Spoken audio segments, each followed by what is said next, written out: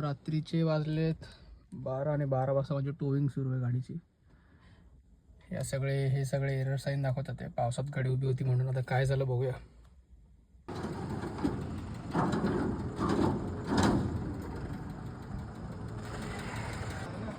क्या बोल रहे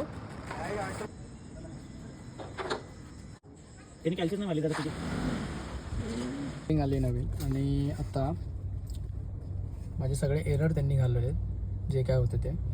त्याच्यानंतर आता सर्व्हिसिंग झाली. त्याच्यामध्ये माझा एक टायर चेंज झाला ना, एवढे सगळे एरर होते. EPC lighting, MI lighting, multiple lighting जे काय दिसते ते त्याच्यामध्ये. प्लस मला आता बऱ्याचपैकी ओव्हरऑल समराईज आपण बघितलं तर समराईज मला रिक्वेस्टेड जॉब्स जेवढे 5-6 होते सगळे इंडिकेशन त्याच्यामध्ये लेबर चार्ज लागला 1800.